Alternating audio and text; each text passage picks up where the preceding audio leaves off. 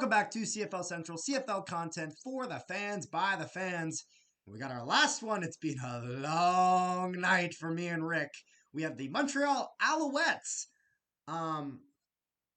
Pre preview, season preview. I'm tumbling over my words. It is so late. How are we feeling about the Montreal Alouettes? They obviously, so Trevor Harris being gone, being replaced by Cody Fajardo. Pickett's gone. Lewis is gone. They do sign Greg Ellingson, though. I have no idea about this Alouettes team. Big fat question mark for me. How do you feel, Rick? I mean, I'm just looking at their receiving core. So I don't think Ellingson will be the top receiver. I think he'll be the top two. The thing is with Then you Ellingson, and I noticed this in Winnipeg, Ellingson is not the guy you have going for the deep ball. He'll take those 10-yard daggers routes, and you'll just try to get the first down with him. You'll never try to get anything past that. And so it's something where if you have a quarterback that can constantly connect on that throw every single time, then it works. If you don't, that's when you start to run into problems. And I have a prediction, and this is just gut feeling. Cody Fajardo is falling off a cliff this season. I think that this is the beginning of the end of Cody Fajardo. I could be completely wrong, and maybe he's amazing, and maybe the Montreal Alouettes win the East or some bullshit. I don't know, but I you don't forgot think one so. you forgot one thing. Yep. He's taking Greg Ellingson with him to the nursing home. Oh, I'm aware. But that's the thing. Like I said, Greg Ellingson's not like that Kenny Lawler. He's not like that Dalton Schoen going for that deep ball. He never was. And so, because of that, if he's on a team that's successful, he's going to be really good at getting those first downs. However, the thing is that he'll never force the play all the way down the field.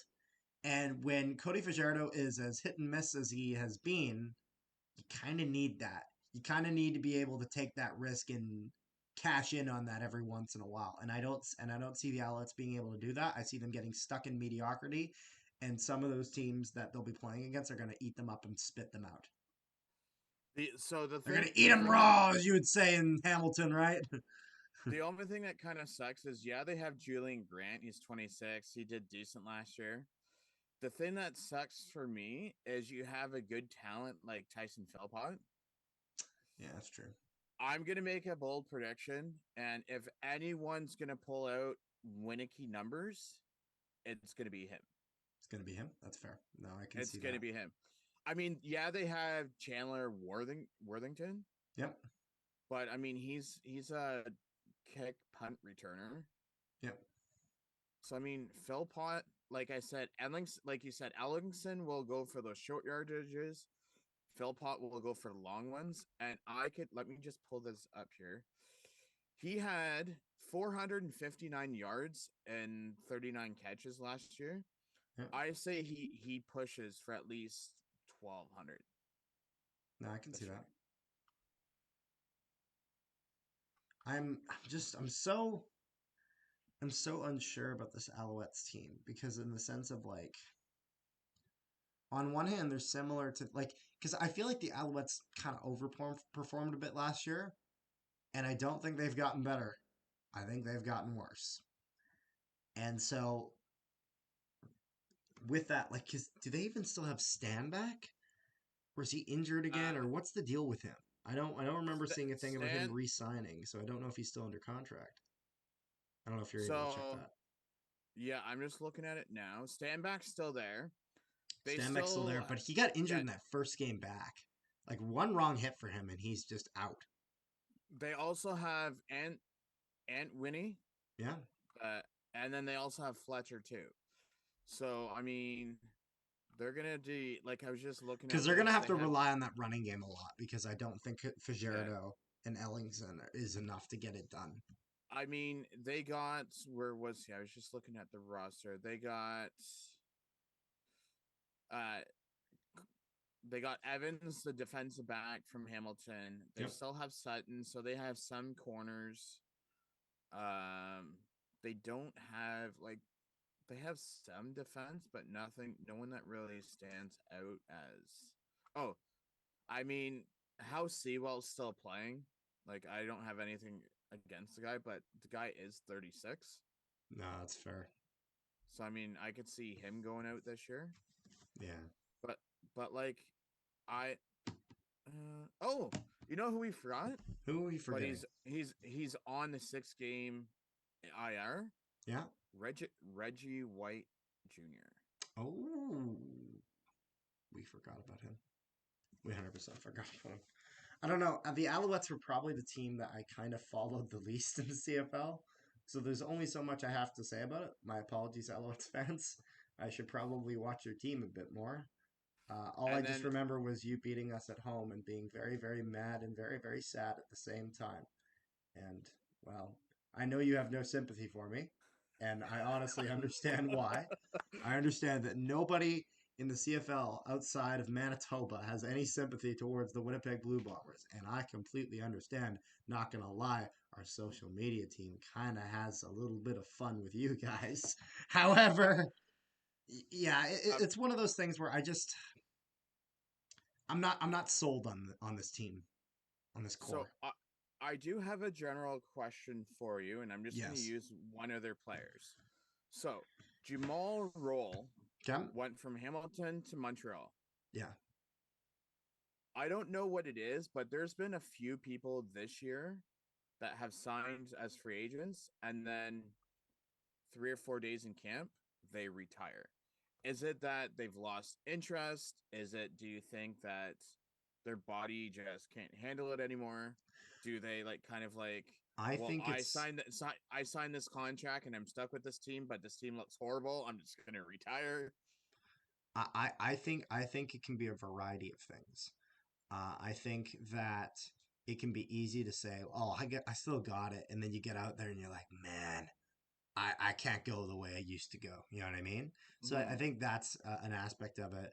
I think you have to realize that a team, when they're signing players, they're going to make all these promises to these players. They're going to be like, "Oh, we're going to do this.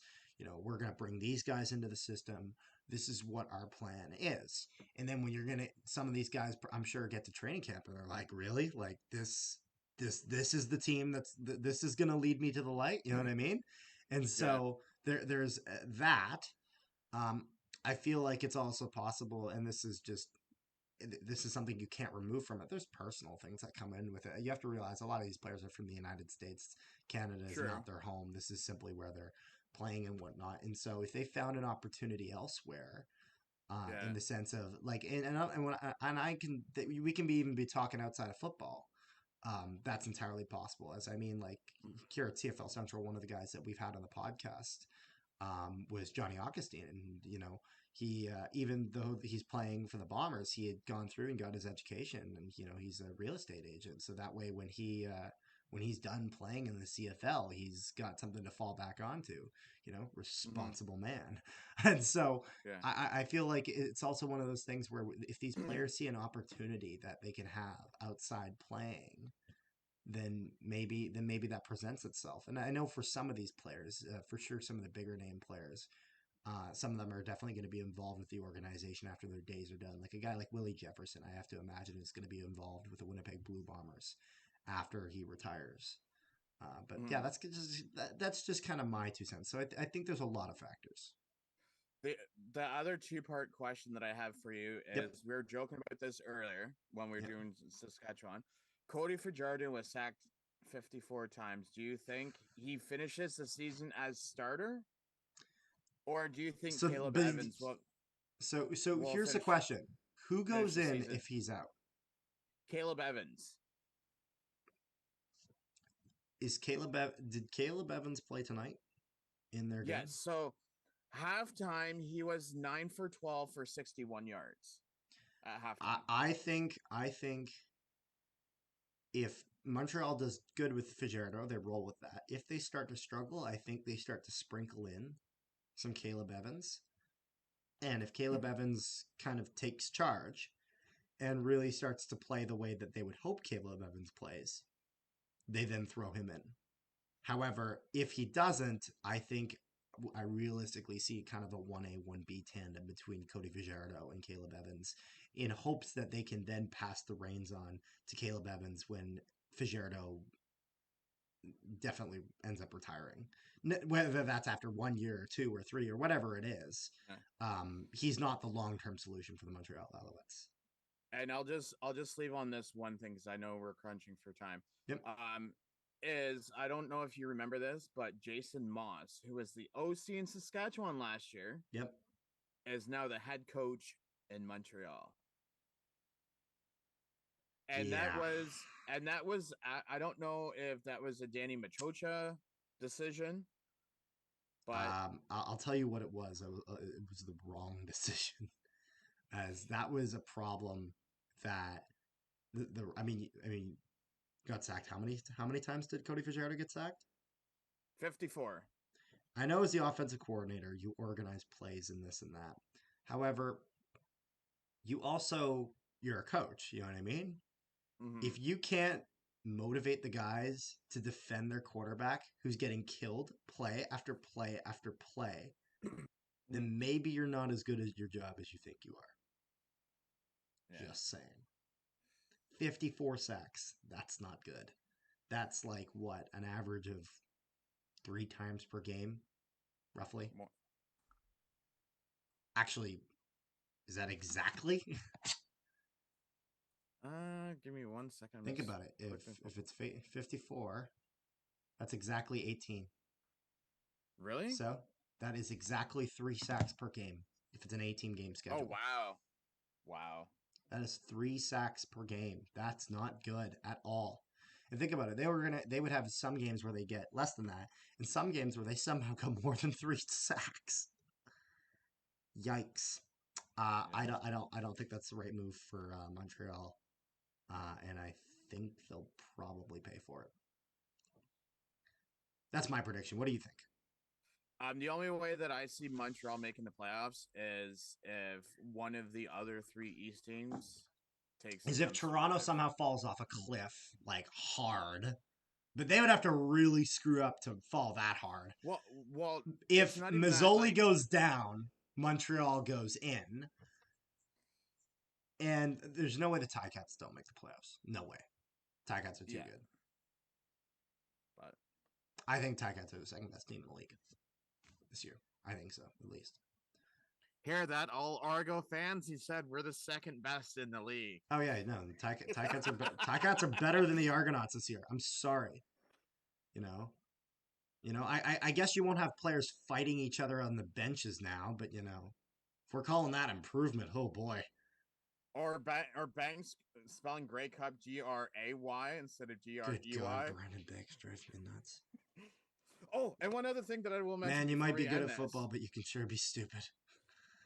One last thing that I will mention that I'm Yes. gonna miss Mm-hmm. is I know that you mentioned social media. We're all Mm-hmm. gonna miss Uncle Gary's lovely tweets when he was owner of the team.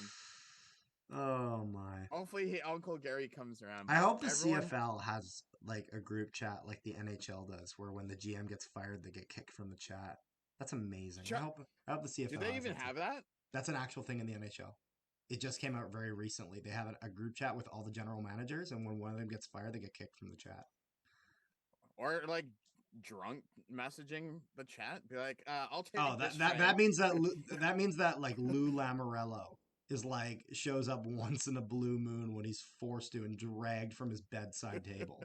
Like, anyways, though, Well, we're getting off topic. This was our review of the Montreal Alouettes, or our preview of the Montreal Alouettes, how we think they're going to do this season, and then also some other shenanigans that have nothing to do with football. So I hope you guys enjoyed this video. Make sure you guys comment down below what you guys think of the Alouettes, what you think of this video. Hopefully it's positive. I'm sure it is, except it's definitely not because people don't like me. So make sure you guys like, share, and subscribe if you guys haven't already. And make sure you guys check out our other previews of the Argonauts, Red Blacks, Ticats, Lions, Elks, Bombers, Stamps, and Rough Riders. I had to say them all because it was a little fun. And you guys take care and have a great rest of your day.